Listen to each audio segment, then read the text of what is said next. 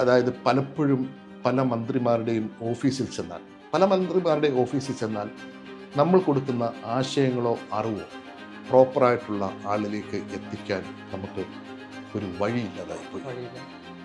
അതായിരുന്നു ഒരു പക്ഷെങ്കിൽ ആ മിനിസ്റ്റേഴ്സൊക്കെ അത് കൃത്യമായിട്ട് അറിഞ്ഞിരുന്നു എങ്കിൽ ഒരുപാട് കാര്യങ്ങൾ അവർക്ക് ഇതിൽ കൂടുതൽ ചെയ്യാൻ പറ്റുമായിരുന്നു. പറയാൻ എനിക്കൊരിക്കലും ആ ചീഫ് മിനിസ്റ്ററുടെ ഡോറിലേക്ക് എത്തിപ്പെടാൻ പറ്റിയില്ല. എത്രയോ ദിവസങ്ങൾ ഞാൻ അതിനുവേണ്ടി കാത്തിരുന്നു, ശ്രമിച്ചു എന്നുള്ള കാര്യം. ജീവിതം എന്താണെന്നുള്ള കാര്യം ദൈവം പഠിപ്പിക്കാൻ വേണ്ടി ഒരുക്കിയെടുത്തതായിട്ടാണ്. എന്താണ് ഒരു ജോലിയുടെ കാഠിന്യം എന്നും എങ്ങനെയായിരിക്കണം മനുഷ്യത്വമെന്നും എങ്ങനെയായിരിക്കും ഒരു ഫാക്ടറി പ്രവർത്തിക്കുന്നതെന്നും ഒക്കെയുള്ള കാര്യങ്ങൾ പഠിപ്പിക്കുക ഒരു ജീവിത സർവകലാശാലയിലേക്ക് ദൈവം കൊണ്ടുവന്ന് വെച്ചതായിട്ടാണ് എനിക്കത് മനസ്സിലായത്. ഒരു കണ്ടെയ്നറിൻ്റെ കമ്പനിയിലെ ഒരു ജോലി, ഒരു ട്രാൻസ്പോർട്ടേഷൻ്റെ കമ്പനിയിൽ ഞാൻ അവിടെ ജോലി കിട്ടുവാണ്. അവിടുന്ന് വഴിത്തിരിവ്. അതുവരെയും കണ്ടെയ്നർ കണ്ടിട്ടില്ല, ഷിപ്പ് കണ്ടിട്ടില്ല, ട്രക്ക് കണ്ടിട്ടില്ല, ട്രെയിലർ കണ്ടിട്ടില്ല, ഈ ലോബഡ് കണ്ടിട്ടില്ല, ഷിപ്പിംഗ് ഇൻഡസ്ട്രി എന്താണെന്നുള്ള കാര്യത്തെക്കുറിച്ച് അറിയത്തില്ല.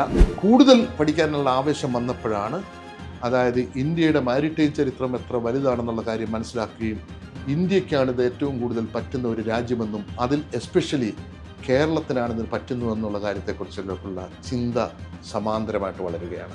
അപ്പോൾ 96-97 കാലഘട്ടം തൊട്ടിട്ട് ഓഫീസുകളിലെല്ലാം കയറി ഇറങ്ങി പറയും. അത് കഴിഞ്ഞ് ബ്ലൂ എക്കോണമി ഇത് എന്നുള്ള കാര്യത്തെ മാരിടൈം ഇങ്ങനെയൊക്കെ പറയുമ്പോൾ പലപ്പോഴും അതിന് പരിചിത സബ്ജക്റ്റ് അല്ലാത്തത് കൊണ്ട് അവിടെ നിന്നെല്ലാം ഇങ്ങനെ റിജക്റ്റ് ചെയ്തിട്ട് അങ്ങനെ പോകും. അങ്ങനെ 2012 ആയപ്പോഴത്തേക്ക് ബിസിനസ് വിറ്റു. ഒരിക്കൽ ഒരു പക്ഷെങ്കിൽ ഒരു 10 വർഷത്തിന് മുമ്പേ നാണുവിന് അന്നത്തെ ചീഫ് മിനിസ്റ്ററായിട്ടുള്ള നമ്മുടെ CM ആയിട്ടുള്ള പിണറായി വിജയൻ സാറുമായിട്ട് ഇരുന്ന് സംസാരിക്കാൻ കഴിഞ്ഞിരുന്നു എങ്കിൽ ഒരു പക്ഷേ കേരളത്തിലെ മാരിടൈം രംഗം വേറൊരു തലത്തിലേക്ക് കൈമാറിയത്.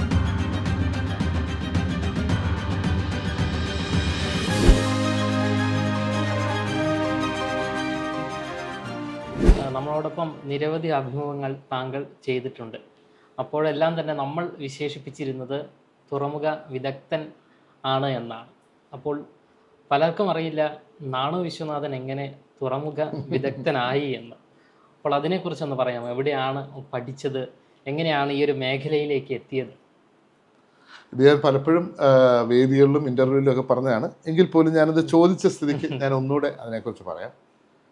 ഞാനിപ്പോൾ താമസിക്കുന്ന, ഇപ്പം നമ്മൾ നിങ്ങൾ എനിക്ക് ഇൻ്റർവ്യൂ ചെയ്യുന്നത് എൻ്റെ പട്ടത്തുള്ള വീട്ടിൽ വെച്ചിട്ടാണ് ചെയ്യുന്നത്. ഞാനിപ്പോൾ പട്ടത്താണ് സ്ഥിരമായിട്ട് താമസിക്കുന്നത്.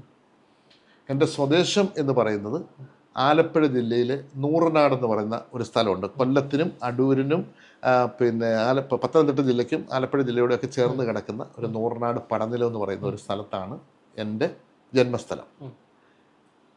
അച്ഛനും അമ്മയും മരിച്ചുപോയി. അച്ഛൻ്റെ പേര് നാണു എന്നായിരുന്നു, അമ്മയുടെ പേര് സരോജിനി എന്നായിരുന്നു. മരിച്ചുപോയി. 4 ആൺകുട്ടികളായിരുന്നു ഞങ്ങൾ, ജ്യേഷ്ഠന്യന്മാർ. ഞാൻ ഏറ്റവും ഇളയാളാണ്. എൻ്റെ കൊച്ചുനാളിലെ വായനാശീലവും ഒക്കെ കുറച്ചേറെ കാര്യങ്ങളുണ്ടായിരുന്നു. നല്ല പ്രസംഗങ്ങൾ കേൾക്കും. ഇതൊക്കെയായിരുന്നു ചെറിയ കാലത്തെ ശാസ്ത്ര സാഹിത്യ പരിഷത്തിൻ്റെ ഒക്കെ കാര്യങ്ങളൊക്കെ കുറേ കേൾക്കും. അങ്ങനെയൊക്കെയുള്ള ഒരു ജീവിതത്തിൽ കൂടെയാണ് മുന്നോട്ട് വന്നത്. ദുബൈയിൽ പോകുന്നിടം വരെയും എൻ്റെ കടലും കപ്പലും ഒക്കെ എന്ന് പറയുന്നത് എൻ്റെ നൂറനാട് പടനിലം എന്ന് പറയുന്ന ഗ്രാമത്തിൽ പുഞ്ചയുണ്ട്, നെൽകൃഷി ചെയ്യപ്പെടുന്ന പുഞ്ചയും പിന്നെ കുറച്ച് കുളവും കുറച്ച് മത്സ്യത്തൊഴിലാളികൾ താമസിക്കുന്ന ഏലിയാസ് നഗർ എന്ന് പറയുന്ന ഒരു സ്ഥലമുണ്ട്. അവിടുത്തെ കുറച്ച് വള്ളവും ഈ പുഞ്ചയിൽ കൊയ്ത്തുകാലമൊക്കെ കഴിഞ്ഞ് മഴക്കാലം വരുമ്പോൾ വെള്ളം കയറും. അതായിരുന്നു നല്ല രസമാണ്. അപ്പം അവിടെയാണ് നമ്മുടെ കടലും കപ്പലും എല്ലാ കാര്യവും, ഈ പുഞ്ചയും ബാക്കിയുള്ള എല്ലാ കാര്യങ്ങളാണ്. അപ്പം അവിടെ നിന്നാണ് ഞാൻ ദുബൈയിലേക്ക്, കാരണം ഞങ്ങൾ 4 പേര് ഉണ്ട്. അച്ഛനെ, അമ്മ, അച്ഛൻ്റെ സഹോദരി, അച്ഛൻ്റെ വല്യമ്മ. അപ്പം ഞങ്ങളെല്ലാവരോടും ചേർന്നുള്ള കുടുംബം എന്ന് പറയുമ്പം ഒരു കാർഷിക കുടുംബമാണ്. ദാരിദ്ര്യം ഉണ്ടായിരുന്നു. കുറച്ച് സ്ഥലങ്ങളുമൊക്കെ ഉണ്ട്, എങ്കിലും അതിൻ്റെ കൂടപ്പുറപ്പായിരുന്നു ദാരിദ്ര്യവും. പറയാൻ അച്ഛനും അമ്മയും കഷ്ടപ്പെട്ട് അച്ഛന് ഒറ്റമുണ്ടൊക്കെ കൊടുത്ത് തോർത്തൊക്കെ കൊടുത്ത് അയ്യത്ത്, അതായത് കൃഷി സ്ഥലത്ത് കൃഷി ചെയ്തും അമ്മയെ അതിൻ്റെ കൂടെ സഹായിച്ചും കശുവണ്ടി ആഫീസിൽ പോയും ഒക്കെയാണ് ഞങ്ങളെ പഠിപ്പിച്ചതും വളർത്തിയതും ഒക്കെ. ഞാൻ ഡിഗ്രിയൊക്കെ ആദ്യം കുറച്ച് ഉഴപ്പിയൊക്കെ എല്ലാം നടന്നു. അത് ചെറുപ്രായത്തിൻ്റെയൊക്കെ കഴിഞ്ഞ് ഫുഡ് ക്രാഫ്റ്റ് ഇൻസ്റ്റിറ്റ്യൂട്ടിലൊക്കെ പഠിച്ചതിന് ശേഷം അമ്മ എല്ലാ ദിവസവും സങ്കടത്തിലായിരുന്നു. കാരണം ഞങ്ങൾക്ക് ആർക്കും ഒരു പെർമനൻ്റായിട്ടുള്ള ജോലി കിട്ടിയില്ല. അമ്മ ഈ രാവിലെ എണ്ണിച്ച് വിളക്കുമൊക്കെ കത്തിച്ചിട്ട് എൻ്റെ കുഞ്ഞുങ്ങളെ എങ്ങനെയെങ്കിലും രക്ഷപ്പെടുത്തണേ എന്നുള്ള പ്രാർത്ഥനയും ശിവശംഭോ എന്നൊക്കെ പറഞ്ഞുള്ള പ്രാർത്ഥനയൊക്കെ. അപ്പോൾ അമ്മ എല്ലാ ദിവസവും രാവിലെ എണ്ണിച്ച് വിളക്കുമൊക്കെ കത്തിച്ചിട്ട് അമ്മയുടെ പ്രാർത്ഥനയാണ്, ദൈവമേ എൻ്റെ മക്കളിൽ ഒരാളെങ്കിലും രക്ഷപ്പെടുത്തണേ എന്നുള്ളത്. ഗൾഫുകാരൊക്കെ അയലത്തൊക്കെ വരുന്ന സമയത്ത് ഞാനും പലരോട് പോയി റിക്വസ്റ്റ് ചെയ്യും. എൻ്റെ തൊട്ടടുത്ത് ഒരു മൈക്കിൾ ജോർജ് എന്ന് പറഞ്ഞിട്ടുള്ള ഒരു അച്ചായനുണ്ടായിരുന്നു. ഇപ്പോൾ പുള്ളി മരിച്ചുപോയി. എനിക്ക് ഈശ്വരതുല്യനായിട്ടുള്ള ഒരാളാണ് അദ്ദേഹം. ഈ പറഞ്ഞ ഈ വി ഡി സാറ് കാണിച്ച ഒരു മനുഷ്യത്വം മാതിരി എന്നെ തിരിച്ചറിയുകയും എന്നെ ദുബൈയിലേക്ക് അദ്ദേഹം തന്നെ പൈസ മുടക്കി എന്നെ ദുബൈയിലേക്ക് കൊണ്ടുപോവുകയും ചെയ്യുകയാണ് ചെയ്തത്. അങ്ങനെ ദുബൈയിലെത്തി.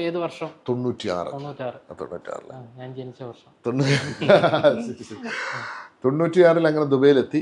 ദുബൈയിൽ ആദ്യം നമ്മൾ ചെന്നിറങ്ങുന്നത്, ദുബൈ എയർപോർട്ടിൽ ചെന്നിറങ്ങി ആദ്യം എനിക്ക് ജോലി എന്നിലേക്ക് കൂട്ടിക്കൊണ്ടു പോകുന്നത് ഒരു ഹോട്ടലിലേക്കാണ്.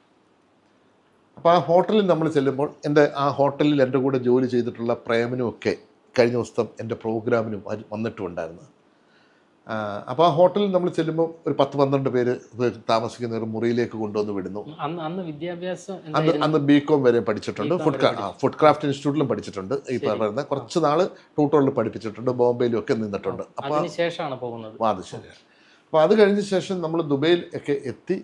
ഈ പറയുന്ന ആദ്യം, അതായത് ഹോട്ടലിലെ ജോലിക്ക് ചെന്ന് കയറുമ്പോൾ ഉണ്ടാകുന്ന കാര്യം, ഒരു പഴയ ഏപ്രൺ, തലയിലേക്ക് ഒരു തൊപ്പി, ഒരു പഴയ ഷൂസ്, ഒരു ഡ്രസ്സും ഒക്കെ തന്നിട്ട് ഹോട്ടലിലേക്ക് കൊണ്ടുവന്ന് വിടുന്നു. അപ്പം എനിക്ക് ഒരു സ്റ്റുവേർഡ് എന്നുള്ള പോസ്റ്റിലാണ് ഈ പറയുന്ന മൈക്കിൾ ജോർജ് സാർ, അതായത് എന്നെ കൊണ്ടുപോകുന്ന അച്ഛൻ, എന്നെ അവിടത്തേക്ക് ജോലി അവർ ഓഫർ ചെയ്ത് കിട്ടുന്നത്. പക്ഷേ അവിടെ ചെന്ന് കഴിഞ്ഞ് ജോലിയിൽ നമ്മൾ പ്രവേശിക്കുമ്പോഴാണ് നമ്മൾ അറിയുന്നത് അവിടെ ഈ പറയുന്ന ജോലി എന്ന് പറയുന്നത് അടുക്കള വൃത്തിയാക്കുക, ഈ അവിടെ പിന്നെ മാംസമൊക്കെ വെട്ടുന്ന, അതായത് ഇറച്ചി വെട്ടുന്ന ബുച്ചറായിട്ടുള്ള ഒരാളുണ്ട്, പുള്ളിയെ സഹായിക്കുക, കിച്ചണിലുള്ള ആൾക്കാരെ സഹായിക്കുക, പ്ലേറ്റ് കഴുകുക, ഇതൊക്കെയാണ് നമ്മുടെ ജോലി. സ്റ്റോറിൽ നിന്ന് സാധനം എടുത്തുകൊണ്ട് കൊടുക്കുക, ഇതൊക്കെയാണ് നമ്മുടെ ഈ ജോലി എന്ന് പറയുന്നത്.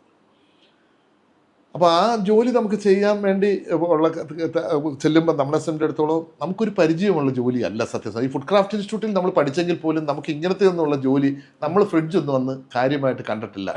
ഇവിടെയൊക്കെ സാമ്പിളായിട്ടുള്ള കുറച്ച് ഫ്രിഡ്ജുകളൊക്കെ കണ്ടിട്ടുള്ളതല്ലാതെ വീട്ടിലോട്ട് കരണ്ടുമില്ല പറഞ്ഞാൽ. അപ്പോൾ അങ്ങനത്തെ കാര്യങ്ങളൊന്നും വലുതായിട്ട് പരിചയമില്ല. എങ്കിൽ പോലും ജോലി ചെയ്ത് തുടങ്ങി. ആ ജോലി ചെയ്ത് തുടങ്ങിക്കഴിഞ്ഞ ശേഷം ആ ബുച്ചർ ഭയങ്കര നല്ല മനുഷ്യനായിരുന്നു. അപ്പോൾ അദ്ദേഹത്തിൻ്റെ ചില എന്താ പറയുക കരുണയുള്ള വാക്കുകളിൽ കൂടെയൊക്കെ ഇങ്ങനെ മുന്നോട്ട് പോകുന്ന സമയത്ത് ഏറ്റവും കാഠിന്യമായിട്ടുള്ളൊരു ജോലി എന്ന് പറയുന്നത്, ഈ ഹോട്ടലിന് വലിയ കോൾഡ് റൂമുണ്ട്. അവിടെയാണ് ഈ മീറ്റെല്ലാം കൊണ്ടുവന്ന് വെക്കുന്നത് വിവിധ രാജ്യങ്ങളിൽ നിന്ന്. അപ്പോൾ ആ മീറ്റ് എടുത്തിട്ട് നമ്മുടെ തലയിൽ നമ്മൾ അതിൽ കയറിയിട്ട് അന്നത്തെ ദിവസം ഈ ഹോട്ടലിൽ എന്ന് പറഞ്ഞാൽ 10-200 റൂമും വിവിധ പിന്നെ റെസ്റ്റോറൻറ്റുകളും ബാറും ഒക്കെ ഉള്ളതാണ്. വലിയൊരു ഫാക്ടറിയാണ്. അവിടത്തേക്ക് വേണ്ട ഈ മീറ്റെല്ലാം നമ്മൾ ഈ കോൾഡ് സ്റ്റോറേജിൽ നിന്നും എടുത്തുകൊണ്ട് വരികയും കോൾഡ് സ്റ്റോറേജിൽ വാഹനം വരുമ്പോൾ കൊണ്ടുവന്ന് കയറ്റി വെക്കുകയും ചെയ്യണം. അപ്പം നമുക്ക് ഈ പ്രോപ്പറായിട്ടുള്ള ഷൂസും ബാക്കിയുള്ള കാര്യങ്ങളൊന്നും ആ സമയത്ത് നമുക്കില്ല. അപ്പോൾ നമ്മൾ ഈ കോൾഡ് സ്റ്റോറേജിലോട്ട് അങ്ങോട്ട് കയറുമ്പോൾ ഞാൻ പലപ്പോഴും പറഞ്ഞിട്ടുണ്ട്, നമ്മുടെ ഈ കാലിൻ്റെ നഖം തൊട്ട് തലച്ചോറ് വരെയും തണുപ്പ് കരണ്ടടിച്ച് സൂചി കയറുന്ന മാതിരി അങ്ങ് കയറും. അപ്പോൾ അവിടെ ചെന്ന് കഴിഞ്ഞതിന് ശേഷം ഞാനും എൻ്റെ കൂടെ ഇതേ തരത്തിൽ തന്നെ വേറെ ആളുമുണ്ട്, 1-2 പേരും കാണും, ഈ യൂട്ടിലിറ്റി വർക്കേഴ്സ് ആയിട്ടുള്ള. അവിടുന്ന് ഈ വലിയ പീസ് എടുത്തിട്ട് ഞങ്ങളുടെ തലയിലേക്ക് ഇങ്ങനെ വെച്ച് തരും.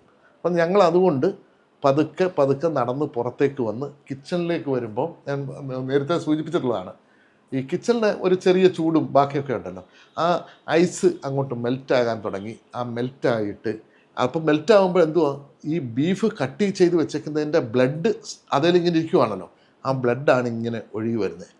പക്ഷെ നമുക്ക് ഈ കൈ എടുത്താൽ അല്ലെ വേറെ എന്തെങ്കിലും തരത്തിലേക്ക് നമ്മുടെ ഭാഗത്തുണ്ടായാൽ വലിയ മേഴ്സി ഒന്നുമില്ല അന്ന് സീനിയർ ഓഫീസേഴ്സിന്. അവർ വളരെ സ്റ്റബേണായിട്ടാണ് ഷൗട്ട് ചെയ്യപ്പെടുന്ന തരത്തിലേക്കാണ് വരുന്നത്. നമ്മളത്ര ഭയങ്കര സ്കേഡുമാണ്. അപ്പം അങ്ങനെ വന്നിട്ട് ഈ പറയുന്ന ഇത് സപ്ലൈ ചെയ്യുമോ, ഇതേ തന്നെ തിരിച്ച് ഹോട്ടലിലേക്ക്, അങ്ങനെയായിരുന്നു ജീവിതം അവിടെ സ്റ്റാർട്ട് ചെയ്തത്. പക്ഷേ അതിനെ ഞാൻ ഇന്നൊരു കുറ്റമായിട്ടോ ഒരു കുറവായിട്ടോ കാണുന്നില്ല. ജീവിതം എന്താണെന്നുള്ള കാര്യം ദൈവം പഠിപ്പിക്കാൻ വേണ്ടി ഒരുക്കിയെടുത്തതായിട്ടാണ്. എന്താണ് ഒരു ജോലിയുടെ കാഠിന്യം എന്നും എങ്ങനെയായിരിക്കണം മനുഷ്യത്വമെന്നും എങ്ങനെയായിരിക്കും ഒരു ഫാക്ടറി പ്രവർത്തിക്കുന്നതെന്നും ഒക്കെയുള്ള കാര്യങ്ങൾ പഠിപ്പിക്കുക ഒരു ജീവിത സർവകലാശാലയിലേക്ക് ദൈവം കൊണ്ടുവന്ന് വെച്ചതായിട്ടാണ് എനിക്കത് മനസ്സിലായത്. അപ്പം ആ ജോലി പലപ്പോഴും പിന്നെ അവധി ഒന്നുമില്ല, ഇങ്ങനെ വർക്ക് ചെയ്ത് പലപ്പോഴും ശമ്പളവും ഇല്ല, പറഞ്ഞ് മനസ്സിലായി. 3 മാസമൊക്കെ ഇരിക്കുമ്പോഴാണ് ചിലപ്പോൾ ശമ്പളം കിട്ടുന്നത്. ഫോൺ ചെയ്യാൻ ഇന്നത്തെ കൂട്ടുള്ള ഫോൺ സിസ്റ്റം ഇല്ല. അന്ന് ഈ പറയുന്ന ബ്ലീപ്പൊക്കെ വരുന്ന ഒരു കാലഘട്ടം വരെ ആയിട്ടേ ഉള്ളൂ. അപ്പം അവിടെ നിന്നാണ് ഞാൻ അപ്രതീക്ഷിതമായിട്ട്, അപ്പം വായനാശീലമുണ്ട് അന്ന്. അപ്പോൾ യു എയിലെ ഷിപ്പിംഗ് ഇൻഡസ്ട്രിയെക്കുറിച്ചും ബാക്കിയുള്ള എല്ലാ കാര്യത്തെക്കുറിച്ചും വായിക്കും. പിന്നെ ഞാൻ നാട്ടിൽ നിൽക്കുമ്പോൾ ട്യൂട്ടർ പഠിപ്പിച്ചിട്ടുണ്ട്. അപ്പോൾ മാത്തമാറ്റിക്സിന് ഞങ്ങൾ പഠിപ്പിച്ചാൽ ആരും ജയിക്കും എന്നുള്ളൊരു ഒരു പിന്നെ നമ്മുടെ നാട്ടിലൊരു ചൊല്ലുണ്ട്. അപ്പോൾ അതനുസരിച്ച് അവിടെ ചെറിയ ചെറിയ ട്യൂഷനും ഒക്കെ അതെടുത്ത് കഴിഞ്ഞ് ഒരു ഹോട്ടലിൽ, അതായത് എനിക്കൊരു പാർട്ട് ടൈം ജോലി കിട്ടുവാണ്. ഒരു കണ്ടെയ്നറിൻ്റെ കമ്പനിയിലെ ഒരു ജോലി, ഒരു ട്രാൻസ്പോർട്ടേഷൻ്റെ കമ്പനിയിൽ ഞാൻ അവിടെ ജോലി കിട്ടുവാണ്. അവിടുന്ന് വഴിത്തിരിവ്. അതുവരെയും കണ്ടെയ്നർ കണ്ടിട്ടില്ല, ഷിപ്പ് കണ്ടിട്ടില്ല, ട്രക്ക് കണ്ടിട്ടില്ല, ട്രെയിലർ കണ്ടിട്ടില്ല, ഈ ലോബഡ് കണ്ടിട്ടില്ല, ഷിപ്പിംഗ് ഇൻഡസ്ട്രി എന്താണെന്നുള്ള കാര്യത്തെക്കുറിച്ച് അറിയത്തില്ല. ഒറ്റ കാര്യം മാത്രം, ഗുണ്ടർ പോളി സാറ് അതിനു മുമ്പേ ബ്ലൂ എക്കോണമി എന്ന് പറയുന്ന ഒരു കാര്യം UN അവതരിപ്പിച്ചിട്ടുള്ളതിനെ കുറിച്ച് ആ വാക്ക് കേട്ട് കുറച്ച് ഫെമിലാരിറ്റി ബ്ലൂ എക്കോണമി എന്നുള്ളതല്ലാതെ മറ്റു കാര്യങ്ങൾ ഇതിനെക്കുറിച്ച് അറിയത്തില്ല. അങ്ങനെയാണ് ഇതിലേക്ക് എത്തുന്നത്. അങ്ങനെ ലാൻഡ് ട്രാൻസ്പോർട്ടിലേക്ക് വന്നു കഴിഞ്ഞ ശേഷം 3 ട്രക്കും ഒരു 7 ട്രെയിലറുമുള്ള ഒരു UAE അറബിയുടെ ഒരു ഖാലിദ് അബ്ദുള്ള ഹുമൈദ് മെസീന എന്ന് പറയുന്ന ഒരാളുടെ കമ്പനിയിലാണ്, നഷ്വാൽ ലാൻഡ് ട്രാൻസ്പോർട്ട് എന്ന് പറയുന്ന ഒരു കമ്പനിയിലാണ് ജോയിൻ ചെയ്യുന്നത്, ദുബായിൽ.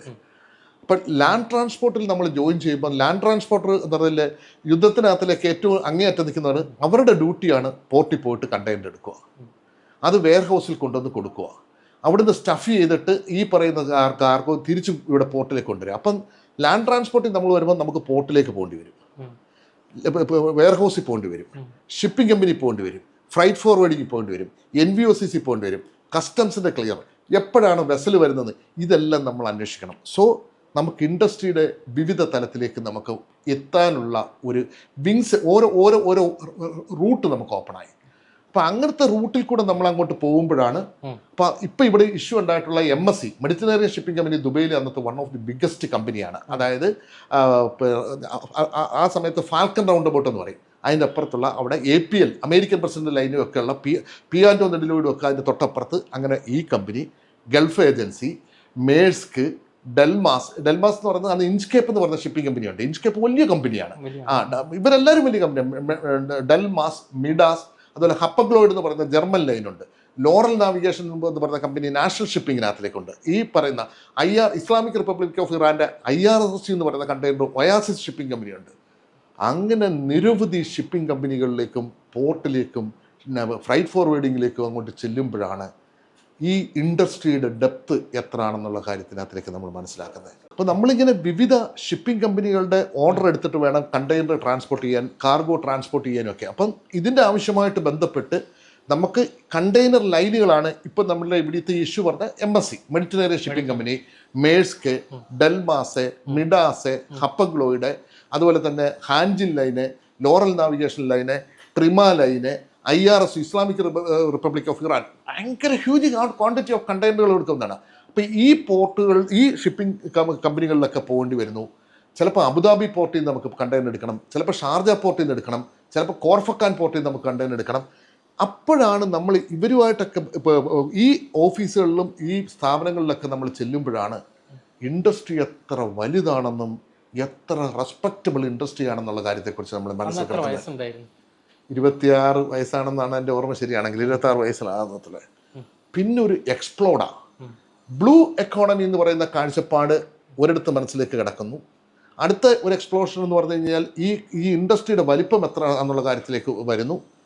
ഒപ്പം തന്നെ ഈ അതായത് ഞാൻ നേരത്തെ തന്നെ പോർച്ചുഗലിൻ്റെ ചരിത്രവുമായിട്ട് ബന്ധപ്പെട്ടിട്ടും പിന്നെ അലക്സാണ്ട്രിയയുടെ ചരിത്രമായിട്ട് ബന്ധപ്പെട്ടും പിന്നെ പഴയ കാലത്ത് അച്ഛനാണെന്നുണ്ടെങ്കിൽ മഹാഭാരതത്തെക്കുറിച്ച്, അച്ഛൻ ഭാഗവതപാരായണം ചെയ്യുന്ന ഒരാളാണ്, മഹാഭാരതത്തെക്കുറിച്ചും ഭാഗവതത്തെക്കുറിച്ചൊക്കെ പറയുന്ന സമയത്ത് ഈ പിന്നെ മറ്റേ പാലത്തെക്കുറിച്ചും പിന്നെ മഹാഭാരതത്തിനകത്തിലേക്കുള്ള വ്യാപാരത്തിൻ്റെ ചില നാൾ വഴികളും ചാണക്യത്തിൻ്റെ കുറിച്ചിട്ടും ഒക്കെയുള്ള കാര്യത്തെക്കുറിച്ചൊക്കെ അച്ഛൻ പറഞ്ഞു തരും. ശ്രീനാരായണ ഗുരുവിൻ്റെ കുറേ കാര്യങ്ങളൊക്കെ അച്ഛൻ പറഞ്ഞു തരും. ഈ പിന്നെ ബിസിനസ് ചെയ്ത് മുന്നോട്ട് പോകണം, വിദ്യ കൊണ്ട് മുന്നോട്ട് പോകണം എന്നൊക്കെയുള്ള കാര്യങ്ങളൊക്കെ പറഞ്ഞിട്ടുണ്ട്. അപ്പം ഇതെല്ലാം കൂടെ എൻ്റെ മനസ്സിലിങ്ങനെ ബ്ലെൻഡായി കഴിഞ്ഞതിന് ശേഷം പിന്നെ ഇത് പഠിക്കുക എന്നുള്ളതായി. ഈ പറയുന്ന. അപ്പോൾ പഠിക്കാനുള്ളതിനകത്തിലേക്കുള്ള താല്പര്യം വന്നു കഴിഞ്ഞപ്പോൾ ഇപ്പോൾ ലാംഗ്വേജ് ഒന്നുമില്ല, ഉടൻ തന്നെ ബ്രിട്ടീഷ് ലൈബ്രറി പോകുന്നു. നമ്മൾ യൂണിവേഴ്സിറ്റി ഒന്നും നിയമം നോക്കിയിട്ടല്ല, അതായത് പ്രൈവറ്റായിട്ട് തന്നെ ഇത് പിന്നെ പഠിക്കാൻ പറ്റുന്ന എല്ലാ കാര്യങ്ങളും പഠിക്കുന്നു. അപ്പോൾ ഒരു കൈ കൊണ്ട് നമ്മൾ ജോലിയൊക്കെ ചെയ്യുക. അതേ സമയത്ത് തന്നെ സമാന്തരമായിട്ട് ഇതിൻ്റെ കറസ്പോണ്ടൻസ് കോഴ്സ്, അപ്പം Indian institute of foreign trade ഇങ്ങനെയൊക്കെ പലയിടത്തുനിന്നും പഠിക്കാൻ വേണ്ടി, അപ്പോൾ അവിടുന്ന് ഇതിൻ്റെ ഡോക്യുമെൻറ്റുകളൊക്കെ മേടിച്ച്, ഇന്നത്തെ കൂട്ട് ഗൂഗിളൊന്നും അത്രമാത്രം സെർച്ച് ചെയ്യാനും അന്ന് അത്ര അറിയത്തില്ല, ഇത് മറുകൈ കൊണ്ട് നമ്മളിങ്ങനെ പഠിച്ച് മുന്നോട്ട് വരുമ്പോഴാണ് ഓരോ container, bill of lading, shipping, carriage of goods by sea act, just in time, ഇങ്ങനെ ട്രക്ക്, ട്രെയിലർ, ലോബഡ്, എക്സ്പോർട്ട്, ഇങ്ങനെ ഓരോ ടെർമിനോളജികൾ വരുവാണ്. അപ്പോൾ ആ ടെർമിനോളജികൾ വരുമ്പം അതെല്ലാം നമ്മളിങ്ങനെ എഴുതി വെക്കും. അപ്പോൾ ആ എഴുതി വെച്ചിട്ടും പിന്നെ ഈ ട്രക്ക് ഡ്രൈവർമാരെ, ട്രെയിലറിനെ എല്ലാം മാനേജ് ചെയ്ത് എല്ലാ ആൾക്കാരും, ഞാനിത് പഠിച്ചത് ഒരാളിൽ നിന്നല്ല, അതായത് ഈ പ്ലാനറ്റിലുള്ള ഒരു UAE-ലും പിന്നെ മറ്റൊരുപാട് ലോകരാജ്യങ്ങളും പോയിട്ടുണ്ട്. ഇവിടെയുള്ള എല്ലാ നാഷണാലിറ്റികളിൽ നിന്നാണ്. പാകിസ്ഥാനികളുടെ നിന്നുണ്ട്, ശ്രീലങ്കക്കാരുടെ നിന്നുണ്ട്, സിംഗപ്പൂരുകാരുടെ നിന്നുണ്ട്, ഫിലിപ്പൈൻസുകാരുടെ നിന്നുണ്ട്, UAE-ക്കാരുണ്ട്, ആഫ്രിക്കൻസ്, എല്ലാ ഭൂഖണ്ഡത്തിലുള്ള ആൾക്കാരിൽ നിന്നും കൊണ്ടാണ് ഈ സബ്ജക്റ്റ് പഠിക്കുകയും. അപ്പോൾ അവിടെ ദുബൈ ട്രേഡ് സെൻ്റർ എന്ന് പറയുന്ന സ്ഥലത്ത് വലിയ എക്സിബിഷനും ഈ ട്രേഡ് ഫെയറും നടക്കും. അപ്പോൾ അധികം മലയാളികൾ അതിനകത്തിലേക്ക് പോകത്തില്ല. അപ്പോൾ അപ്രതീക്ഷിതമായിട്ട് അവിടത്തേക്ക് എത്തിപ്പെടാനുള്ള അവസരം കിട്ടി. അപ്പോൾ അവിടെ ചെല്ലുമ്പോഴാണ് ഈ പറയുന്ന ലോകം അവിടെ ഒഴുകിയെത്തിയേക്കുന്നത്.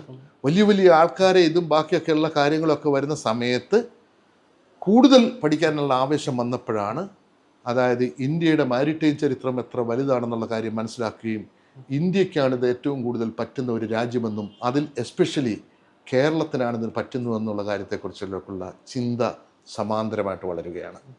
അപ്പം ഞാൻ അപ്പോഴത്തെ ആ കമ്പനിയുടെ MD ആയി. UAE-ലെ നമ്പർ 1 ലാൻഡ് ട്രാൻസ്പോർട്ട് കമ്പനി ആയിട്ട് അത് മാറ്റി. ഒരുപാട് ഷിപ്പിംഗ് ലൈനിൽ നിന്ന് ഫ്രൈറ്റ് ഫോർവേഡ് 27-ാമത്തെ വയസ്സിൽ അതങ്ങ് വളർത്തി കമ്പനി 100-300 കണ്ടെയ്നർ വരെ നമ്മുടെ ട്രാൻസ്പോർട്ട്, മറ്റുള്ളവരുടെ ട്രക്കും ട്രെയിലറും വാടകയ്ക്ക് എടുക്കും. ലോബഡും ഉണ്ട്, കണ്ടെയ്നറിൽ കൊണ്ടുപോകുന്ന കാർഗോയും ഉണ്ട്, വലിയ മെഷീനറീസും ഒക്കെ ഉണ്ട്.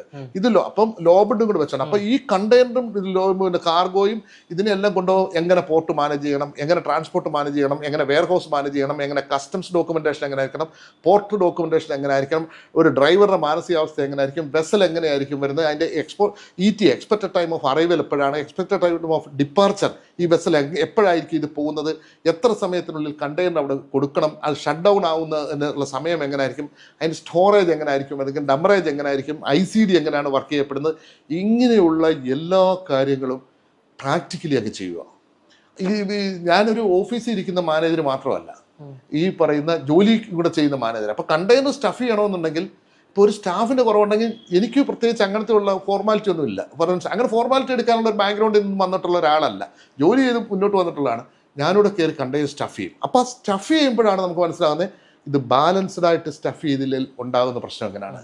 ഇത് ലാഷ് ചെയ്യുന്നത് കൃത്യമായിട്ടല്ലെങ്കിൽ അപ്പോഴാണ് നമുക്ക് പിടി കിട്ടുന്നത്. ഇത് ലാഷ് ചെയ്യുമ്പം കണ്ടെയ്നർ കൊണ്ടുവന്ന് നമ്മൾ സ്ഥലത്ത് പാർക്ക് ചെയ്ത് ട്രെയിലറിൽ അവിടെ ലൂസ് മണ്ണ, ആ ട്രെയിലർ ഉരുണ്ട് വീഴും, അപകടം ഉണ്ടാവും. പറഞ്ഞ അപ്പോൾ ഇതൊന്നും പുസ്തകമല്ല. എനിക്ക് ഓർമ്മ വന്നത് MSc എൽസ മറിഞ്ഞതാണ്. അതെ അതെ, അതിന്റെ സ്റ്റെബിലിറ്റി എങ്ങനെയായിരിക്കും പറഞ്ഞത്, അതിന്റെ ബലാസ്റ്റ് വാട്ടർ എങ്ങനെയാണ് വെച്ചത്, അവിടെ നെഗ്ലിജൻസി സംഭവിച്ചിട്ടുണ്ടോ, അവിടെ ക്യാപ്റ്റന്റെ റോള് എങ്ങനെയായിരുന്നു, അത് കണ്ടെയ്നർ അതിനകത്ത് വെച്ചിരിക്കുന്ന കാർഗോ കൃത്യമായിട്ട് തന്നെ ആ തരത്തിൽ സ്റ്റാക്ക് ചെയ്ത് വെക്കുന്നു, അല്ലെങ്കിൽ ഒരു കാർഗോ മറ്റൊരു കാർഗോയ്ക്ക് ദോഷകരമായിട്ടോ അല്ലെങ്കിൽ വെസലിന് മൊത്തത്തിൽ ചെയ്യും. അപ്പം അതാണ് അതിന്റെ പ്രാക്ടിക്കൽ സൈഡ്. അത് ഈ ട്രാൻസ്പോർട്ടിലും ഷിപ്പിങ്ങിലും എല്ലാം ഇതേ തരത്തിലേക്കുള്ളത്. അങ്ങനെ മുന്നോട്ട് വന്ന് സ്വന്തം കമ്പനികൾ തുടങ്ങി ദുബൈയിൽ. അതാണ് അറബ്സാറ്റ് എന്ന് പറയുന്ന കമ്പനി ഇപ്പോഴും ഉണ്ട്. അത് ഞാൻ വിറ്റു 2004 2003-2004 ആയപ്പോഴത്തേക്ക് അതും തുടങ്ങി. 1-2 ട്രക്കുകളും ട്രെയിലറുകളും ഒക്കെ മേടിച്ചുകൊണ്ട് സ്വന്തമായിട്ട് കമ്പനി തുടങ്ങി. പിന്നെ കൂട്ടുകാരുടെ സഹായങ്ങളും ബാക്കിയുള്ള എല്ലാ കാര്യങ്ങളും ചെയ്തു. അതും ലൈക്ക് എനിതിങ് അങ്ങ് വളർത്തി. അത്ര നല്ല തരത്തിലേക്ക് ബിസിനസ്. അതാണ് അവിടുത്തെ മേജർ എല്ലാ ദുബൈയിലെ ഡെൻസാസ്, നാവിയോ ഷിപ്പിംഗ്, അങ്ങനെയുള്ള എല്ലാവരുടെയും ബിസിനസ് നമുക്ക് ഒരുപാട് പേർക്ക് ജോലി കൊടുക്കാൻ സാധിച്ചു. എത്ര പേർക്ക്. പിന്നെ എൻ്റെ കൂട്ടുകാരനുണ്ട്, പിന്നെ സുധീർ കെ നായർ എന്ന് പറഞ്ഞാൽ ഇപ്പോഴത്തെ നാവിയോ ഷിപ്പിങ്ങിന്. പിന്നെ അതുപോലെ തന്നെ ആ നാവിയോ ഷിപ്പിങ്ങിലുള്ള മറ്റ് പലരും ഗൾഫ് ഏജൻസിയിലുള്ളവരെ, പിന്നെ മറ്റ് അതേ തരത്തിലുള്ള ഒരുപാട് ഷിപ്പിങ്ങില്ല. അതുപോലെ ഇൻസ്കേപ്പിൽ ഒരു ജോർജ് സാറഞ്ചുണ്ട്. അപ്പോൾ ഇവരെല്ലാവരും ബിസിനസ്സും ജോലിയും ഒക്കെ ചെയ്യുന്നതിനോടൊപ്പം തന്നെ ഇവരെല്ലാം നമുക്ക് സപ്പോർട്ട് പോവാം. പറഞ്ഞ മനസ്സിലായി. ഒരു ഭയങ്കര ഈ ഷിപ്പിംഗ് ഇൻഡസ്ട്രി എന്ന് പറഞ്ഞു കഴിഞ്ഞാൽ ഭയങ്കര കൂട്ടുകാരാണ്. പറഞ്ഞ മനസ്സിലായി. നീ കഴിച്ചോ എന്ന് വരെ ചോദിക്കുന്ന കൂട്ടുകാരനാണ് സുധീറും ഈ പറയുന്ന സന്തോഷേട്ടനും ഇവരൊക്കെ. അങ്ങനെയൊക്കെയുള്ള കൂട്ടുകാരാണ്. അപ്പം ഈ പറയുന്ന തരത്തിലേക്ക് പിന്നെ ഇത് ബിസിനസ് വളർത്തി വന്നു. അതും നല്ല തരത്തിലേക്ക് വന്നു. അപ്പോൾ എനിക്ക് ശമ്പളവും ഉണ്ട്, ഈ സ്വന്തം കമ്പനിയുണ്ട്. അങ്ങനെ 100 കണക്കിന് ആൾക്കാർക്ക് ജോലി കൊടുക്കാനും ഒക്കെ ഈശ്വരൻ അവസരം ഉണ്ടാക്കി. പക്ഷെ വളരെ ഉയർന്ന ശമ്പളമായിരുന്നു. കമ്പനിയിൽ നിന്നും അത്യാവശ്യം നല്ല പ്രോഫിറ്റ് ആയിരുന്നു, നല്ല പ്രോഫിറ്റ്. 10-40 ട്രക്കും ട്രെയിലറും ഉണ്ടാക്കുന്ന ഒരു ട്രക്ക് എന്ന് പറയുന്ന ഒരു ലോറിയും അതിൻ്റെ ഒരു ട്രെയിലറും. ഇവിടെ ആണെങ്കിൽ ഒരു ട്രക്കിന് ഏകദേശം ഇപ്പം നല്ല തരത്തിലേക്ക് ഇതെല്ലാം കൂടെ മേടിച്ചുകൊണ്ട് 1 കോടി രൂപയെങ്കിലും ആവും. പറഞ്ഞ മനസ്സിലായി. അപ്പോൾ അത്തരത്തിലേക്കുള്ള ആ സമയത്ത് ഉള്ളാവുന്ന ട്രക്ക്, ജർമ്മനിയിൽ നിന്നൊക്കെ വോൾവോയുടെ ട്രക്ക്, സ്കാനിയ, മെഴ്സിഡീസ്, പിന്നെ ട്രെയിലറ് ഇതൊക്കെ ഇറക്കുന്നത് അവരുടെ നിന്ന് ഒന്നിച്ച് മേടിക്കും, ലോൺ ഇട്ട് മേടിക്കും. ഇങ്ങനെയൊക്കെ അത് വളർത്തി.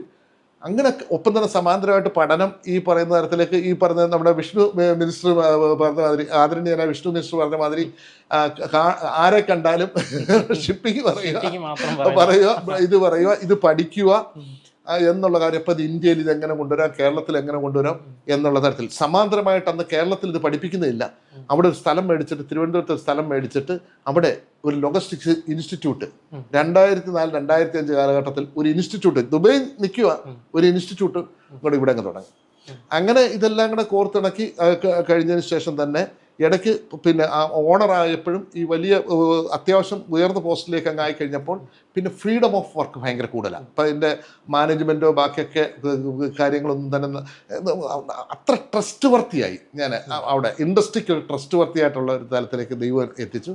അപ്പോൾ അതുകൊണ്ട് പോയി വരാനൊക്കെ അങ്ങനെ വന്നിട്ടാണ് തിരുവനന്തപുരം പ്രസ് ക്ലബ്ബിൽ വന്നിട്ട് അവിടെ നിന്ന് ഇവിടെ വരുമ്പോൾ പോയിട്ട് അവധി എടുത്തുകൊണ്ട് വന്നിട്ട് ചെറിയ കോഴ്സുകൾക്ക് ജേർണലിസം പഠിക്കും. ഇങ്ങനെ ആണ് ഇൻഡസ്ട്രി അത് ഇതിനെല്ലാം ശേഷമാണ്. അതായത് ഒരു 2012 ആയപ്പോഴത്തേക്ക് മനസ്സിൽ ഭയങ്കരമായ വിപ്ലവമാണ്. എന്നുവെച്ചാൽ എല്ലാ ദിവസവും വന്ന് റൂമിൽ വന്നിട്ട് കിടക്കുമ്പോൾ അപ്പോൾ ഈ മനസ്സിനകത്തിലേക്ക് എപ്പോഴും ഞാനൊരു ദൈവവിശ്വാസിയാട്ടോ. അപ്പം എൻ്റെ മനസ്സിനകത്തിലേക്ക് എപ്പോഴും ഇങ്ങനെ ചോദ്യം വന്നുകൊണ്ടേയിരിക്കും. അപ്പം അത്യാവശ്യം ജീവിക്കാനുള്ളൊരു ചുറ്റുപാടൊക്കെ ആയി. പിന്നെയും വേണമെന്നുണ്ടെങ്കിൽ ആ ബിസിനസ് എക്സ്പാൻഡ് ചെയ്യാം, കുറച്ചുകൂടെ മില്യനെയർ ആകാം, അല്ലെ ട്രില്യനെയർ ആകാം. ഓക്കെ, അതിന് ആ കാലഘട്ടത്തിനകത്തിലെ കൈരളിയിൽ എന്നെ കുറിച്ചിട്ടുള്ള വലിയൊരു ഇൻ്റർവ്യൂ ഉണ്ടായിരുന്നു, 0 to Millionaire എന്ന് പറഞ്ഞിട്ടുണ്ട്. 2006 2010 എനിക്ക് ഓർമ്മ ഇപ്പോൾ കൃത്യമായിട്ടില്ല. ഏഷ്യാനെറ്റിനകത്തിലുണ്ടായിരുന്നു. അതായത് ഞാനിവിടെ ഒരു പ്രോജക്റ്റ് തുടങ്ങാൻ വേണ്ടി മാവേലിക്കര, അതായത് നൂറനാട് എന്ന് പറയുന്ന സ്ഥലത്ത് ഒരു കണ്ടെയ്നർ ടെർമിനൽ തുടങ്ങാൻ വേണ്ടി 15 വർഷമോ 18 വർഷമായെന്ന് തോന്നുന്നു, 18 അതിൽ കൂടുതൽ വർഷമായി അവിടെ തുടങ്ങാൻ വേണ്ടി അന്ന് വന്നു. പക്ഷെ അന്ന് ഈ പറയുന്ന നമ്മുടെ ബ്യൂറോക്രസിയുടെ ഭാഗത്തുനിന്നും റെട്ടൈപ്പിസത്തിൻ്റെ ഭാഗത്തുനിന്നും ഉണ്ടായിട്ടുള്ള ഒരു വല്ലാത്ത ഹിറ്റ് കൊണ്ട് എനിക്ക് മുന്നോട്ട് പോകാൻ പറ്റിയില്ല. അന്നത്തെ ഏഷ്യാനെറ്റിനകത്തിലെ ഫസ്റ്റ് വാർത്തയായിരുന്നു UAE യുവ വ്യവസായി പുതിയ ആശയമായിട്ട് വന്നിട്ട്, ആ വാക്കത് തന്നെയാണെന്ന് എനിക്കറിയത്തില്ല, കേരളം വിട്ടു പോകുന്നു എന്ന് പറഞ്ഞ് അന്ന് ഈ പറയുന്ന വാർത്ത. സ്റ്റേബിളായി അന്ന് കേരളം സ്റ്റേബിളായി.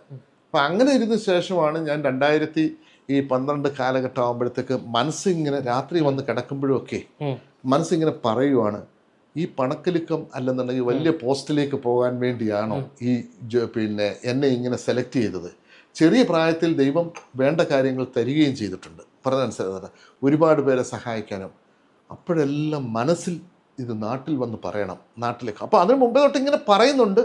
അപ്പോൾ 96-97 കാലഘട്ടം തൊട്ടിട്ട് ഓഫീസുകളിലെല്ലാം കയറി ഇറങ്ങി പറയും, സാറേ ഇങ്ങനെ ഒരു ചാൻസ് ഉണ്ടെന്ന് പറയും. ഗൾഫുകാരനാണെന്നൊക്കെ പറഞ്ഞു കഴിയുമ്പോൾ കയറ്റി വിടും. അത് കഴിഞ്ഞ് ബ്ലൂ എക്കോണമി ഇത് വെക്കുന്നുള്ള കാര്യത്തിൽ മാരിടൈം ഇങ്ങനെയൊക്കെ പറയുമ്പോൾ പലപ്പോഴും അതൊരു പരിചിത സബ്ജക്റ്റ് അല്ലാത്തത് കൊണ്ട് അവിടെ നിന്നെല്ലാം ഇങ്ങനെ റിജക്റ്റ് ചെയ്തിട്ട് അങ്ങനെ പോകും. അങ്ങനെ 2012 ആയപ്പോഴത്തേക്ക് ബിസിനസ് വിറ്റു. ഒറ്റ ദിവസം കൊണ്ട് തീരുമാനമെടുത്ത് എൻ്റെ ഒരു കൂട്ടുകാരനുണ്ട് സുധീർ കെ നായർ, ഞാൻ അവനോട് ചെന്നിട്ട് പറഞ്ഞ്, ഇപ്പോഴത്തെ നാവിയോ ഷിപ്പിങ്ങിൻ്റെ ഫൗണ്ടർ ചെയർമാനായിട്ടുള്ള ഇതിനകത്തിലെ ഞാൻ സുധീറിനോട് പറഞ്ഞു, ഞാൻ നാട്ടിൽ തിരിച്ചു പോകുമെന്ന് പറഞ്ഞു. സുധീർ ഷോക്കായിപ്പോയി. എന്താണ് പറഞ്ഞത്, അങ്ങനെ ചെയ്യാൻ പാടില്ല, നീ അറ്റ്ലീസ്റ്റ് കമ്പനിയെങ്കിലും ഇവിടെ നിർത്തിയിട്ട് പോകണം എന്ന് പറഞ്ഞു. ഞാൻ പറഞ്ഞല്ല, ഇത് നമ്മൾ നാട്ടിൽ പറയണം എന്നുള്ള കാര്യം. കാരണം എനിക്ക് കോൺഫിഡൻസ് ഉണ്ടായിരുന്നു. സുധീറും അതുപോലെ ബിജു അതുപോലുള്ള അവരൊത്തിരി കൂട്ടുകാരുണ്ട് സുധീറും ബാക്കി. അവർക്ക് അവിടെ നിന്നുകൊണ്ട് ബിസിനസ് ചെയ്ത് എക്സ്പാൻഡ് ചെയ്യാൻ വേണ്ടി നല്ലോണം പറ്റും. പറഞ്ഞു എനിക്കിത് പറയാൻ വേണ്ടി ഇവിടെ വരാൻ പറ്റുവാണ് എങ്കിൽ, കാരണം എങ്കിലേ ഇത് നാടിന് പ്രയോജനം കിട്ടത്തുള്ളൂ. ബിസിനസ് ചെയ്തിട്ട് ഒത്തിരി ജോലി കൊടുക്കാൻ വേണ്ടി നമ്മുടെ നാട്ടിലുള്ള ചെറുപ്പക്കാർ അവിടെ വന്ന് ഇൻഡസ്ട്രിയിലുള്ളവർക്ക് അവർക്കത് പറ്റും.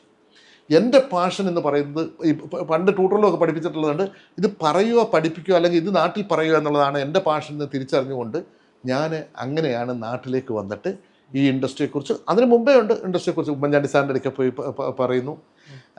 എനിക്ക് മുഖ്യമന്ത്രി അല്ല, മുഖ്യമന്ത്രി ആയിരിക്കുന്ന സമയത്തിന് മുമ്പേ, അതായത് സാറ് മുഖ്യമന്ത്രി ആയിരിക്കുന്നതിന് മുമ്പേ എന്ന് പറഞ്ഞാൽ കന്റോൺമെന്റ് ഹൗസിൽ താമസിക്കുമ്പോഴേ അന്ന് ഞാൻ അവിടെ തിരുവനന്തപുരത്തേക്ക് വന്നിട്ട് അവിടെ ഷട്ടിൽ കളിക്കാൻ ഞങ്ങൾ സാറിൻ്റെ വീടിൻ്റെ പുറവശത്ത് പറ്റുമായിരുന്നു. ഇപ്പോൾ ഈ മരിച്ചു പോയിട്ടുള്ള നമ്മുടെ അഭിലാഷ് ഉണ്ട്, കോൺഗ്രസിൻ്റെ ഒരു ജില്ലാ സെക്രട്ടറി അഭിലാഷ്, പിന്നെ ഒരു ഏഷ്യാനെറ്റിലുള്ള ജിജി ആട്ടെ, ജോപ്പന, ഇവരൊക്കെ അവിടെയുള്ള സമയത്ത് ഷട്ടിൽ കളിക്കാൻ പോകും. അപ്പോൾ അവിടെ ചെല്ലുമ്പോഴും നമ്മൾ ഈ പറയുന്ന തലത്തിൽ അന്ന് ആർ കെ ചേട്ടൻ എന്ന് പറഞ്ഞ ഒരാളും മാത്യു ചേട്ടനും ഉണ്ട്, ഒരു സുധാകരേട്ടനും ഉണ്ട്, ഈ പറയുന്ന ഉമ്മൻചാണ്ടി സാറിൻ്റെ ഓഫീസിലെ. അപ്പോൾ ഈ പി സി വിശ്വനാഥ് സാറെന്ന് നമ്മുടെ മിനിസ്റ്റർ അന്ന് ഉമ്മൻചാണ്ടി സാറുമായിട്ടൊക്കെ നല്ല തരത്തിലുള്ള ഒരു ബന്ധമുള്ള സമയമാണ്. അപ്പം അന്നും ഇന്നും അപ്പം നമ്മൾ ഇവരുടെയൊക്കെ കെയർ ഓഫും ഒക്കെ പറഞ്ഞുകൊണ്ട് ആർ കെ ചേട്ടൻ്റെ അടുക്കലും മാത്യു ചേട്ടൻ്റെ അടുക്കലൊക്കെ പറയും. അപ്പോൾ ഈ മാത്യു ചേട്ടനൊക്കെ നമ്മളോട് പറയും, നീ സാറിനോട് പറയാം, പക്ഷേ സാറിനെ കണ്ടു പറയാൻ വേണ്ടി പറ്റുന്ന ഒരു പ്രയാസം അവിടെ ചെന്ന്. എന്നാലും സാറിനോടും ആ സമയത്ത് ഇതെല്ലാ കാര്യങ്ങളും പറയാൻ വേണ്ടി പറ്റി. അതുപോലെ തന്നെ ഒരുപാട് ഈ കാര്യങ്ങൾ ശ്രദ്ധിച്ച് കേട്ടിട്ടുള്ള ഒരാളാണ് ഇപ്പോഴത്തെ ടൂറിസം മിനിസ്റ്ററായിട്ടുള്ള പി സി വിശ്വനാഥൻ മിനിസ്റ്റർ. ഒരുപാട് കാര്യങ്ങൾ പറഞ്ഞ് മനസ്സിലായോ. പിന്നെ ഒരുപാട് ഞാൻ അദ്ദേഹത്തിൻ്റെ കെയർ ഓഫിൽ അദ്ദേഹം അറിയാതെ പോലും പലരോടും പോയി പറഞ്ഞിട്ടുണ്ട്. അങ്ങനെ കാര്യങ്ങളുമായിട്ട് മുന്നോട്ട് വന്ന് അവഗണന അല്ലാതെ ഒരുപാട് നേരിടുകയും ചെയ്ത് സെക്രട്ടേറിയറ്റിലൊക്കെ ചെന്ന് സംസാരിക്കുമ്പോൾ, പല ഉദ്യോഗസ്ഥരുടെയും പറയുമ്പോൾ, പലരുടെയും കയ്യിൽ ഡോക്യുമെൻ്റ് കൊണ്ട് കൊടുക്കുമ്പോൾ, പലരും അത് ഇതിനകത്തിൽ അവരുടേതായി കഴിഞ്ഞ് ചിലതും അവരുടേതാക്കാൻ വേണ്ടിയുള്ള തത്രപ്പാട്, അങ്ങനെയൊക്കെ ഒരുപാട്. ഞാൻ ആരുടെ പേരൊന്നും പറയുന്നു അത് ശരിയല്ല, കാരണം അതല്ലായിരുന്നു, സ്വാഭാവികമാണ് മനുഷ്യനിടയ്ക്ക് അങ്ങനെയൊക്കെ സംഭവിക്കാം. പിന്നീട് എങ്ങനെയാണ് കേരളത്തിൽ വേര് ഉറപ്പിക്കുന്നത്? ആ കാലഘട്ടം തൊട്ട് തന്നെ ഞാൻ ഇതിനെക്കുറിച്ചിട്ടുള്ള കാര്യത്തിലേക്ക് തിരിച്ചു വന്നതിന് ശേഷം അപ്പോൾ കേരളത്തിൽ വന്നു. ഇത് എല്ലാവരുടെയും അടുക്കൽ പറയാൻ പോയപ്പോഴുണ്ടായ അതായത് തിക്താനുഭവം മാനസികപരമായിട്ട് വല്ലാതെ തകർത്തു. കയ്യിലിരുന്ന ബിസിനസ് പോയി, മനസ്സിന് ഡിപ്രഷൻ വരുന്ന തരത്തിലേക്കുള്ള ഒരു സ്റ്റേജസ് വന്നു. എന്ത് ചെയ്യണം എന്നുള്ള കാര്യത്തിൽ ആരും പറഞ്ഞ വാക്കുകൾ കേൾക്കാതാണ് വന്നത്. ഒരു പറ്റം ഭാഗത്തുനിന്ന് ഉള്ള ഒരു കുറ്റപ്പെടുത്തൽ, ഇത്രയും വലിയ ശമ്പളവും ബിസിനസ്സും ഉണ്ടായിട്ട് അതെടുത്ത് കളഞ്ഞിട്ട് പോകുന്ന ഒരു അഹങ്കാരിയാണെന്നുള്ള ഇത്. മറ്റു ചിലരുടെ ഭാഗത്തു നിന്ന് എന്തോ ഒരു അല്ലെ മാനസിക വിഭ്രാന്തിയാണ് ഈ സബ്ജക്റ്റിൻ്റെ പുറകിൽ ഇങ്ങനെ നടക്കുന്നത്. ലോകത്താരെങ്കിലും കേട്ടിട്ടുള്ള സബ്ജക്റ്റാണോ, അല്ല ലോകത്താരെങ്കിലും പറയുന്നതാണോ എന്നൊക്കെയുള്ള വാക്കുകൾ, ഇതൊക്കെ ഇങ്ങനെ മനസ്സിനകത്തിൽ കൂടെ ഇങ്ങനെ വന്നു കഴിഞ്ഞപ്പോൾ വളരെ സത്യസന്ധമായിട്ട് പറഞ്ഞാൽ അന്ന് തീരുമാനമെടുത്തു, ഗവൺമെൻറ് ഓഫീസിൽ പോകാത്ത തരത്തിൽ എന്തെങ്കിലും ഒരു ബിസിനസ് തുടങ്ങണമെന്നുള്ള കാര്യം. ഇപ്പോൾ എൻ്റെ ഈ കെട്ടിടം ഉണ്ട്, ഈ പട്ടത്തപ്പോഴത്തേക്ക് ഞാൻ ഈ കെട്ടിടം വെച്ചിട്ടുണ്ട്. ഈ കെട്ടിടത്തിൽ പഠിപ്പിക്കുന്ന ഒരു ഇൻസ്റ്റിറ്റ്യൂട്ടും ഇതിനെ സിറ്റിക്ക് നടയിൽ ഞാനൊരു ഹോം സ്റ്റേ ഈ എൻ്റെ വീടിനെ പ്ലാൻ ചെയ്തു. എൻ്റെ വൈഫ് കോളേജിൽ അധ്യാപികയാണ്, എപ്പോഴും ഇവിടെ കാണത്തില്ല. ഒരു ഹോം സ്റ്റേ പ്ലാൻ ചെയ്തു. കാരണം ഞാൻ ലോകരാജ്യങ്ങളിൽ പോകുമ്പോൾ ഹോം സ്റ്റേയിൽ താമസിച്ചിട്ടുണ്ട്. അപ്പോൾ അതിൻ്റെ ഫെസിലിറ്റീസ് എന്താണെന്നും വൈഫും അതിനോട് വലിയ സപ്പോർട്ടീവായിട്ട് നിന്നപ്പോൾ അങ്ങനെ ഒരു ഹോം സ്റ്റേ തുടങ്ങി. ലോകത്തു നിന്നുള്ള ആൾക്കാരെ ഇങ്ങോട്ട് കൊണ്ടുവരാൻ വേണ്ടി തുടങ്ങി.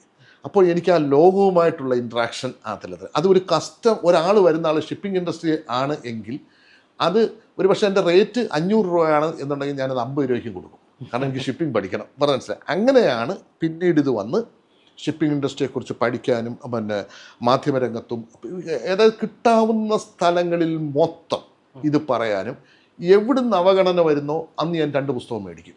എൻ്റെ അത്രയധികം കളക്ഷൻ ഉണ്ട് ഷിപ്പിങ്ങിൻ്റെയും മാരിടൈമിൻ്റെയും എവിടെ സെമിനാറുണ്ടോ ഇതെല്ലാം ഞാൻ പഠിച്ച് ഇതും കൊണ്ട് മുന്നോട്ട് പോകും എന്നുള്ള തരത്തിൽ 2 കാര്യത്തിലായിരുന്നു എൻ്റെ കാഴ്ചപ്പാട്. ഒരു കാഴ്ചപ്പാട് ഒരുപക്ഷെ അന്ന് ഗവൺമെൻറ് കേട്ടിരുന്നു എങ്കിൽ ഒരുപക്ഷെ കേരളത്തെ മറ്റൊരു എക്കോണമിയാക്കി മാറ്റാൻ പറ്റുമായിരുന്നു.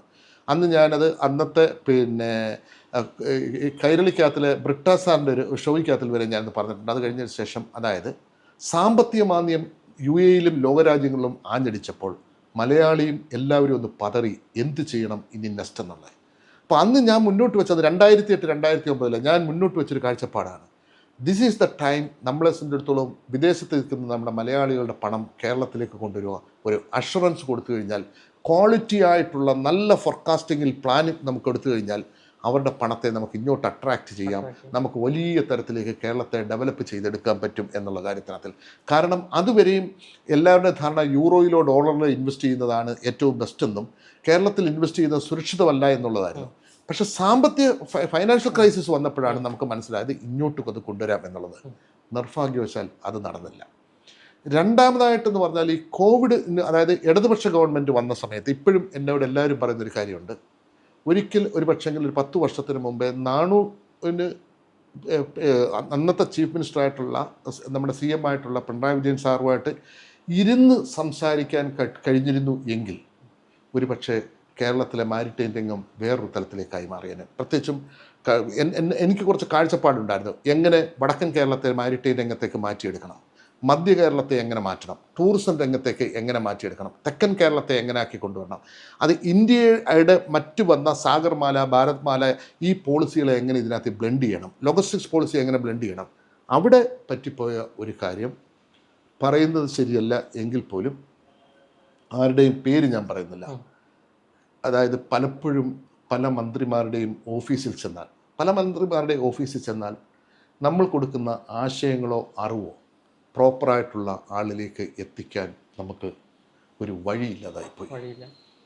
അതായിരുന്നു ഒരു പക്ഷെങ്കിൽ ആ മിനിസ്റ്റേഴ്സൊക്കെ അത് കൃത്യമായിട്ട് അറിഞ്ഞിരുന്നു എങ്കിൽ ഒരുപാട് കാര്യങ്ങൾ അവർക്ക് ഇതിൽ കൂടുതൽ ചെയ്യാൻ പറ്റുമായിരുന്നു.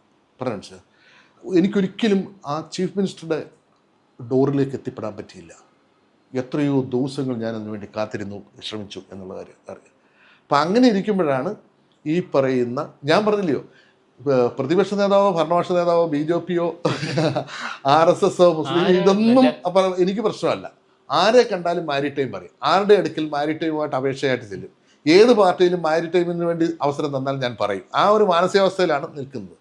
അങ്ങനെ അത് മുന്നോട്ട് വന്നപ്പോഴാണ് ഈ പറയുന്ന തലത്തിലേക്ക് ഒരുപക്ഷെ കഴിഞ്ഞ ഇപ്പം VD സതീശൻ സാർ കാണിച്ച ആ ഒരു മാനസികാവസ്ഥ ഒരു പക്ഷെങ്കിൽ അന്നത്തെ CM കാണിച്ചത് CM അറിഞ്ഞിട്ടില്ല.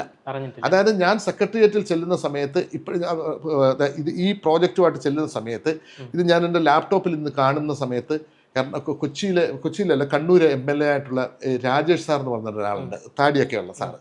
അപ്പോൾ പുള്ളി എന്നോട് കണ്ടിട്ട് ഇങ്ങനെ ഞാനപ്പോൾ ട്രക്ക്, ട്രെയിലറ്, ഷിപ്പ് ഇതെല്ലാം ഇങ്ങനെ കാര്യം ചെയ്തപ്പോൾ പുള്ളി ഇങ്ങനെ പുറയിൽ നിന്ന് കണ്ടിട്ട് ചോദിച്ച് ഇത് എന്താണ് ഇതിൻ്റെ ഉദ്ദേശം ബാക്കിയൊക്കെ കാര്യം. അപ്പോൾ ഞാൻ പറഞ്ഞു, സാറേ ഇത് ഇങ്ങനെയാണ്, ഇത് ഇന്ന തരത്തിലേക്കുള്ള കാര്യമാണ്. അപ്പോൾ അദ്ദേഹം എന്നോട് ഇപ്പോഴും എനിക്ക് ഓർമ്മയുണ്ട്, അദ്ദേഹം എന്നോട് പറഞ്ഞു, ഇവിടെ ദിനേശ് ഭാസ്കർ എന്ന് പറയുന്ന ഒരാളുണ്ട്, പുള്ളിയെ കാണണം. അന്ന് ചീഫ് മിനിസ്റ്റർ എന്നല്ല ആര് പറഞ്ഞത്, ഈ രാജേഷ് എന്ന് പറഞ്ഞ MLA പറഞ്ഞത്, ഇത് നിങ്ങൾ വിജയൻ ജ്യേഷ്ഠൻ, എനിക്കിപ്പോഴും ഓർമ്മയുണ്ട്, ആ കാണിക്കണം. അതുപോലെ പിന്നെ നമ്മുടെ ഇൻഡസ്ട്രി മിനിസ്റ്ററായിട്ട് ഇരുന്ന സാറിൻ്റെ പേര് ജയരാജൻ സാറിനെ പോയി കാണിക്കണം എന്നുള്ള കാര്യങ്ങൾ പറഞ്ഞു. ഉള്ളൊരു കാര്യം എന്ന് പറഞ്ഞാൽ ഇവരുടെ അടുക്കിലേക്ക് നമുക്ക്, ഈ CMൻ്റെ ഒക്കെ അടുക്കിലേക്ക് നമുക്ക് എത്തണം എങ്കിൽ, ഞാൻ എത്ര ലെറ്റർ എത്തണം എങ്കിൽ അതിൻ്റെ മുന്നിലുള്ളവർ നമ്മുടെ അടുക്കിലേക്ക് നമുക്ക് പെർമിഷൻ തന്നെ അങ്ങോട്ട് വിടണം. പറഞ്ഞു മനസ്സിലായി. പോർട്ട് മിനിസ്റ്റർ, ഇപ്പം എൻ്റെ ഒരു പ്രോഗ്രാം തന്നെ വന്നു തിരുവനന്തപുരത്ത്, ഒരു പോർട്ട് മിനിസ്റ്റർ, അതായത് വാസവ മിനിസ്റ്ററേയും എല്ലാ ആദരണീയനായ വാസവ മിനിസ്റ്ററെയൊക്കെ ഞാൻ ആ പ്രോഗ്രാമിലേക്ക് കൊണ്ടുവരാൻ വേണ്ടിയുള്ള, അപ്പോൾ അവർ ആ പ്രോഗ്രാം ദിവസം വരുത്തില്ല. സാറ് വരാം എന്നോട് പറഞ്ഞിരുന്നു. തൃശ്ശൂർ പൂരമുണ്ട് എങ്കിൽ പോലും ഞാൻ അതിനകത്ത് നിന്ന് ഓടിയെത്താൻ വേണ്ടി ശ്രമിക്കുക എന്നുള്ള തരത്തിൽ വളരെ കാര്യമായിട്ട് വന്ന് ഇതെല്ലാം. പക്ഷെ സാറ് വരുത്തില്ല എന്നുള്ള കാര്യം, നമ്മൾ പ്രോഗ്രാം കഴിഞ്ഞ ദിവസം നടന്ന മാതിരിയുള്ള പ്രോഗ്രാം വലിയ വിപുലമായ പ്രോഗ്രാമാണ്, 100 കണക്കിന് ആൾക്കാരാണ്. പക്ഷെ അത് നമ്മളെ ഒന്ന് അറിയിക്കാൻ, അല്ലെങ്കിൽ നമ്മളൊന്ന് വിളിച്ച് നമ്മളോട് പറയാനുള്ള അവസ്ഥ. അപ്പം അങ്ങനെയൊക്കെ വന്നപ്പോൾ നമ്മൾ ഭയങ്കരമായിട്ട് എന്താ പറയുക, നമ്മുടെ ഹൃദയത്തിൽ നിന്ന് വരുന്ന ഒരു കാര്യത്തിനകത്ത് നമുക്ക് അങ്ങനെയൊക്കെ ഉള്ള കുറച്ചേറെ ലാഗ് അതിനകത്തിലേക്ക് വന്നു. അതാണ് സംഭവിച്ചത്. സ്വാഭാവികമാണ് അത്. ഞാനത് ആരെയും കുറ്റപ്പെടുത്താനോ ഇതായിട്ടല്ല ഞാൻ പറഞ്ഞത്. ഒരു പക്ഷെ നമുക്ക് കുറച്ചുകൂടെ മുൻപേ അങ്ങനെ CMൻ്റെ ഒക്കെ അടുക്കൽ എത്തായിരുന്നു എങ്കിൽ, കാരണം ഞാൻ ഇതിൻ്റെ കൂട്ടത്തിൽ അതുകൊണ്ട് പറഞ്ഞത്, ഞാൻ പിന്നെ MLA പിന്നെ നമ്മുടെ ഇപ്പോഴത്തെ പ്രതിപക്ഷ നേതാവായിട്ടുള്ള അന്നത്തെ മുഖ്യമന്ത്രിയുടെ ഒരു ഇൻ്റർവ്യൂ ഈ ശ്രീനിവാസ സാറിന് നടത്തുന്ന ഒരു ഇൻ്റർവ്യൂ കണ്ടു. അതെനിക്ക് ഭയങ്കര മോട്ടിവേഷൻ തന്നു. സാറിൻ്റെ അടുക്കൽ പോയി പറഞ്ഞാൽ ഇത് കേട്ട് മനസ്സിലാക്കിയ പറ്റിയാൽ. അപ്പം വേറെ 1-2 പേര് എന്നോട് പറഞ്ഞു, സാറിൻ്റെ ബ്രദറിൻ്റെ പേര് നാണു ചെന്നാൽ സാറിത് കേൾക്കും എന്നുള്ളത്. നിർഭാഗ്യവശാൽ എനിക്കതിന് അവസരം കിട്ടിയില്ല. ഓക്കെ, എന്തായാലും ആ ഒരു സ്വപ്നം നിലവിൽ ഇപ്പോൾ പൂവണിഞ്ഞു എന്ന് വേണം പറയാൻ. VD സതീശൻ സർക്കാരിൻ്റെ ആദ്യ ബഡ്ജറ്റ് അവതരണത്തിൽ തന്നെ കേരള സമുദ്ര മിഷൻ പ്രഖ്യാപിക്കുന്നു. ഇതിന് തൊട്ട് മുൻപുള്ള മാസങ്ങളിൽ മുഖ്യമന്ത്രി താങ്കളെ ബന്ധപ്പെട്ടിരുന്നോ, സംസാരിച്ചിരുന്നതിനെ കുറിച്ച്? തീർച്ചയായിട്ടും. പിന്നെ സാറിന് ഭയങ്കര വിഷനാണ്. ഞാൻ പറഞ്ഞില്ലേ, സാർ ഒരു PhD സ്കോളറിൻ്റെ കൂട്ടം, ഒരു 3-4-5 മൾട്ടി ഫേസ് ഉള്ള എല്ലാ സബ്ജക്റ്റിനകത്തിലേക്കും റിസർച്ച് നടത്തുന്ന ഒരാളാണ്.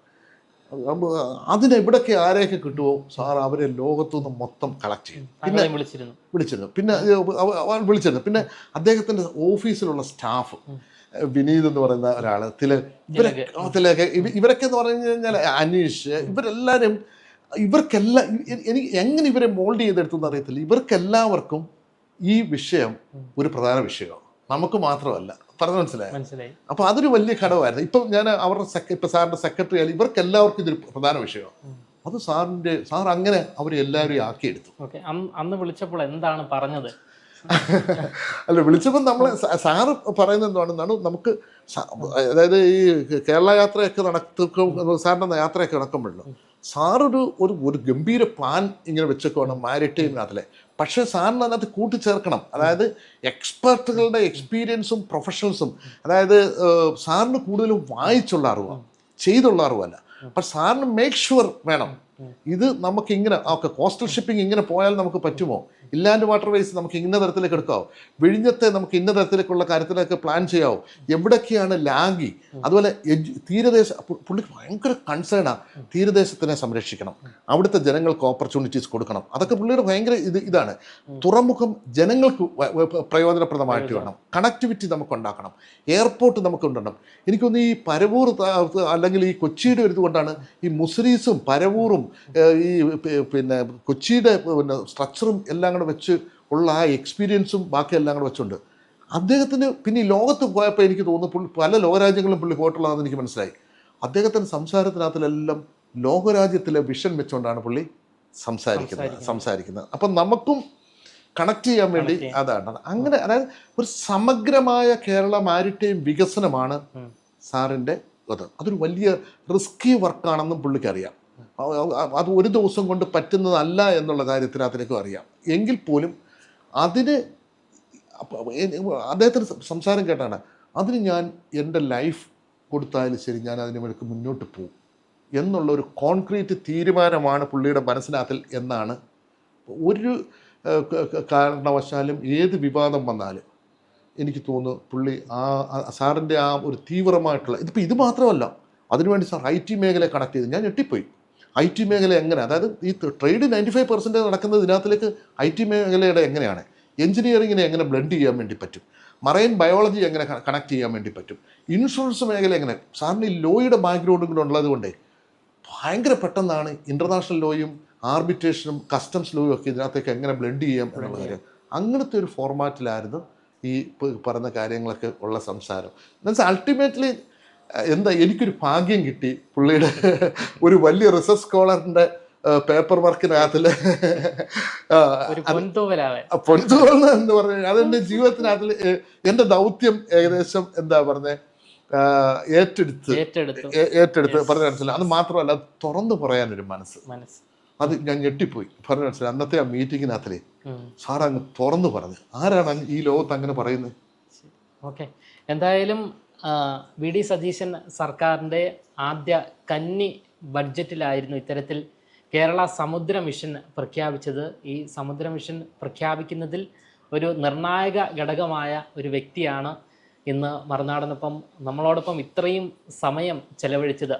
കേരളത്തിൻ്റെ തുറമുഖ വ്യവസായത്തിൽ സമൂലമായ മാറ്റങ്ങൾ വരാനുണ്ട്. ദീർഘവീക്ഷണത്തോടു കൂടിയാണ് മുഖ്യമന്ത്രി VD സതീശൻ കേരള സമുദ്ര മിഷൻ പ്രഖ്യാപിച്ചത്. ഇനി വരും നാളുകളിലും കേരളത്തിൻ്റെ തുറമുഖ വ്യവസായത്തിൻ്റെ നിർണായക ഘടകമാകാൻ ശ്രീ നാണു വിശ്വനാഥനും സാധിക്കട്ടെ എന്ന് ആശംസിച്ചുകൊണ്ട് ഈ അഭിമുഖം ഇവിടെ അവസാനിക്കുകയാണ്. നമസ്കാരം.